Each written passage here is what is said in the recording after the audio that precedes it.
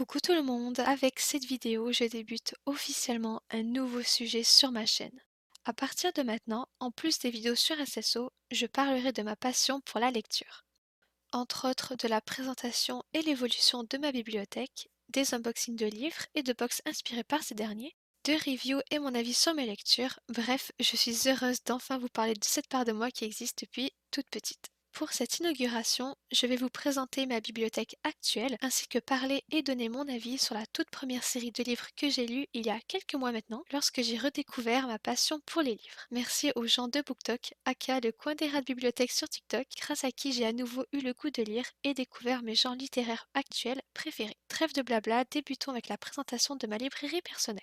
Cela fait peu de temps que j'ai acheté une nouvelle bibliothèque et celle-ci est tellement pratique. Non seulement elle peut contenir des tas de livres, mais elle prend aussi très peu de place. Je précise que je ne suis en aucun cas sponsorisée. Si vous voulez la référence, celle-ci est la Billy de chez Ikea, couleur print noir, et les dimensions sont affichées à l'écran. C'est le plus gros morceau de mon mur bibliothèque que j'ai prévu de faire, je vais encore en acheter deux, mais d'une taille plus petite. Dans tous les cas, je ferai des vidéos pour vous montrer l'évolution. Pour ce qui est de l'organisation des livres, il y en a que j'ai placés où je le pouvais, mais je commence clairement à manquer de place. Certains sont donc là provisoirement et je les déplacerai quand j'aurai acheté les deux autres petites bibliothèques. On commence avec une petite pile d'anciens livres au-dessus. Ils sont surtout là pour la décoration car je crois ne jamais les lire. En plus, ils sont assez vieux et donc pour la plupart fragiles à manipuler. J'ai ensuite dédié chaque étagère à un genre littéraire, plus ou moins en tout cas. Ici, ce sont des livres inspirés de faits réels ou se déroulant dans notre monde, sauf ce livre de contes qui est derrière l'intégrale de Sherlock Holmes. Leurs couvertures sont assorties, je n'ai donc pas voulu les séparer. Les deux prochains étages sont dédiés à la fantaisie.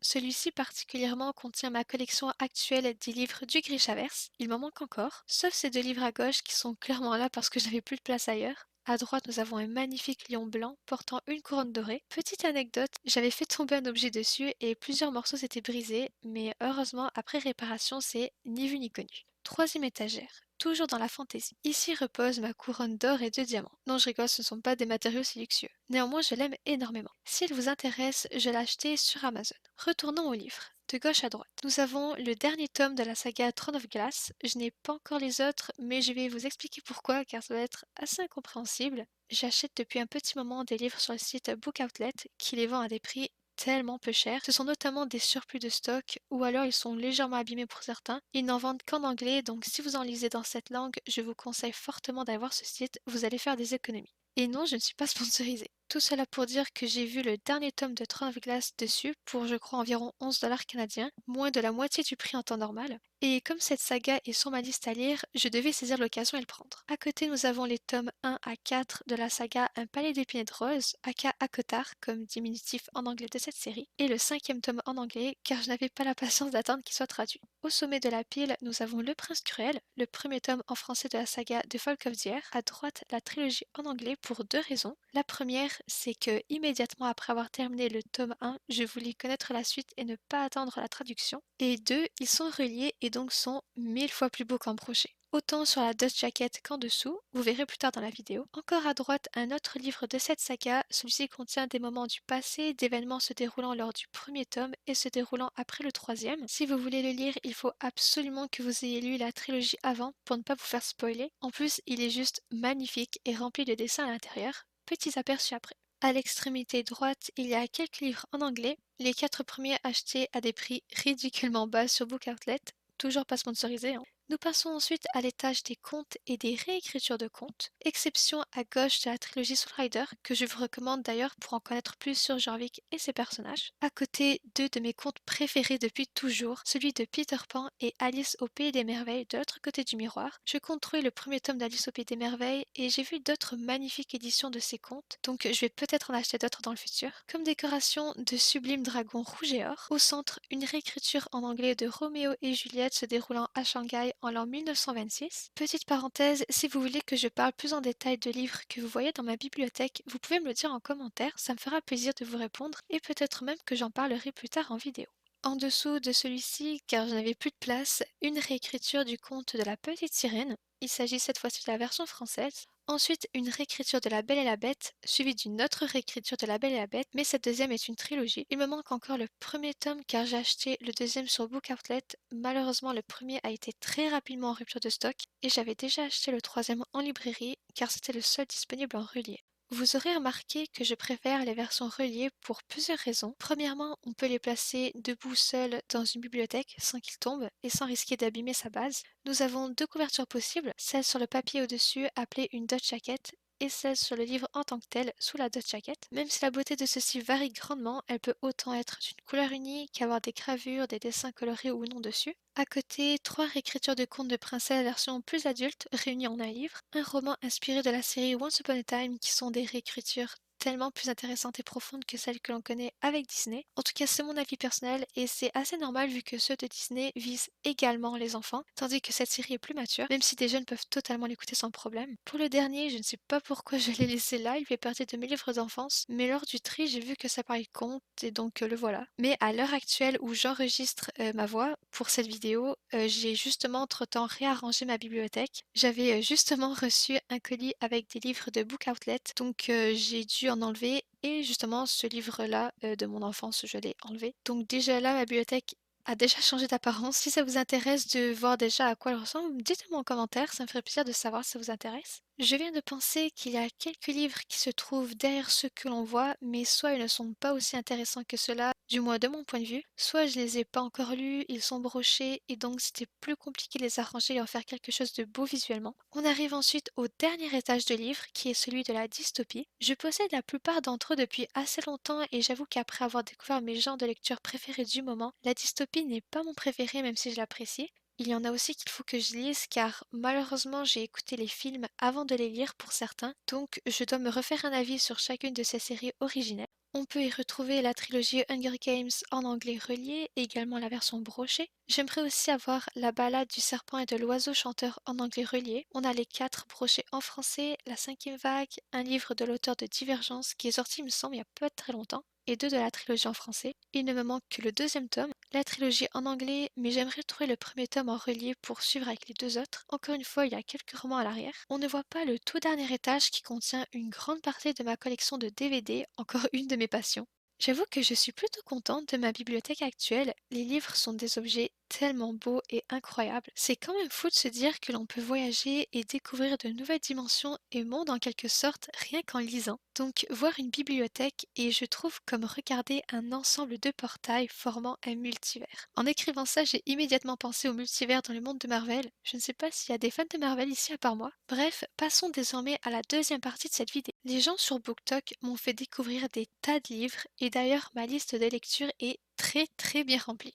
Le premier livre que j'ai décidé de lire fait partie d'une trilogie nommée The Folk of the Air. Il y a également un livre bonus, si on peut l'appeler ainsi, pour en apprendre un peu plus sur cet univers et surtout sur un personnage en particulier. Le tome 1 se nomme en français Le Prince Cruel. D'ailleurs, merci à la maison d'édition pour avoir bien traduit ce titre littéralement. Petit résumé de l'histoire. Trois sœurs vivant dans le monde des humains ont été emmenées à Terrafé, la terre de créatures plus uniques les unes que les autres. Nous suivons Jude, l'une de ces trois filles.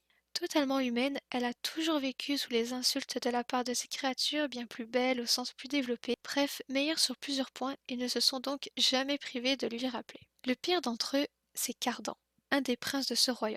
Faisant partie de la famille royale, personne n'ose se mesurer à lui et personne ne l'empêche d'agir, même pas leur professeur qui ferme les yeux sur ce que vit Jude et sa sœur jumelle, toutes les deux dans la même classe. Jusqu'au jour où Jude décide qu'elle en a assez et compte bien prendre sa revanche contre Cardan. Une grande rivalité s'installera donc entre eux et lorsque Jude se verra étonnamment offrir un rôle en plein cœur des intrigues de la cour, elle pourrait bien faire partie d'un événement colossal pouvant transformer à jamais le royaume de Terrafé. Personnellement, j'ai dévoré cette saga. Encore aujourd'hui, il s'agit d'une de mes préférées. Elle est remplie de créatures fantastiques, plus précisément de fées, non pas comme la fée Clochette, mais fées F-A-E, de royauté, d'intrigues de la cour, de mystère et un peu de romance. Et les retournements de situation, mais ils sont juste incroyables. Je ne m'y attendais pas du tout et j'étais complètement plongée dans l'histoire. Actuellement, les deux premiers tomes sont traduits en français D'ailleurs, ça tombe bien, je peux vous montrer le deuxième que je viens tout juste d'acheter. J'avais déjà lu la trilogie au complet, le premier tome en français et les deux autres en anglais, tant je n'ai pas pu tenir jusqu'à leur sortie française. Je leur ai donné une note sur 10. Je les ai lus seulement une fois, donc c'est noté et basé que sur ma première lecture. Pour le premier tome, je lui ai mis 9 sur 10, le deuxième 10 sur 10, mon petit coup de cœur de la trilogie, et pour le troisième 9 sur 10. Il y a également ce livre bonus qui est très intéressant, mais n'est pas aussi long qu'un roman. J'hésite entre lui donner la note de 6 ou 7 sur 10. Pour ce qui est des couvertures et des cartes, non seulement je suis fan de cette saga, mais je suis aussi fan de leur apparence. Ces couvertures sont sublimes. Et dans un instant, vous allez voir sous les deux jaquettes des reliés et elles font partie des plus belles que je possède présentement. Pour l'édition française, ils ont très bien respecté les couvertures et les titres des versions originales, ainsi que la carte qui est très jolie. Les couvertures sont magnifiques et je ne me lasse jamais de les regarder. Passons ensuite aux versions reliées. Voici le premier tome, la Dutch Jacket identique que la version brochée, une couverture magnifique, et voici sur la Dutch Jacket. J'étais juste waouh quand je l'ai vu. De magnifiques dessins gravés en or, bien en lien avec la couverture du dessus. Passons au deuxième. Une couverture tout aussi sublime, j'en suis totalement fan. Et sous la Dutch Jacket, encore de magnifiques gravures, cette fois-ci plutôt turquoise et toujours bien en lien avec la Dutch Jacket. Passons ensuite au troisième. Comme les autres, une magnifique couverture. D'ailleurs, des dessins ressortent de l'image avec des reflets sur chacune d'entre elles, des détails que j'aime beaucoup sur ces livres. Et voici le dessin du dessous. Très joli, des gravures argentées toujours en lien avec la couverture. J'aime aussi beaucoup les couvertures qui ont toutes un sens et sont liées directement à l'histoire de chacun des tomes, mais c'est après l'avoir lu que l'on comprend vraiment sa signification. Le dernier livre que je possède de cette saga est centré sur Cardan, parlant de moments de son passé, se déroulant lors du premier tome et après le troisième. Celui-ci est assez petit, mais rempli de dessins tous plus beaux les uns que les autres. Petit conseil, si vous désirez le lire, assurez-vous d'avoir lu la trilogie avant, car sinon vous allez être spoilé et en plus vous comprendrez moins bien que si vous avez lu les 3 tomes précédents.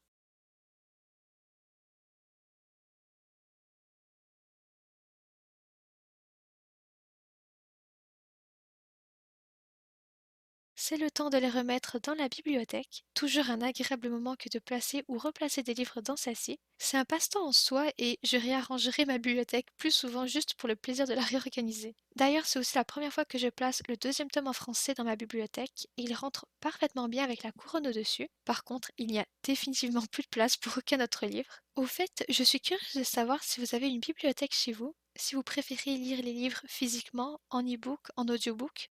Voilà, nous approchons de la fin de cette toute première vidéo portant sur la lecture sur ma chaîne. Je suis heureuse d'enfin vous parler de cette passion. J'espère de tout cœur que cette vidéo vous a plu et n'hésitez pas à me dire en commentaire ce que vous aimeriez avoir dans de futures vidéos de ce thème. Je vous dis à bientôt dans une prochaine. Bye!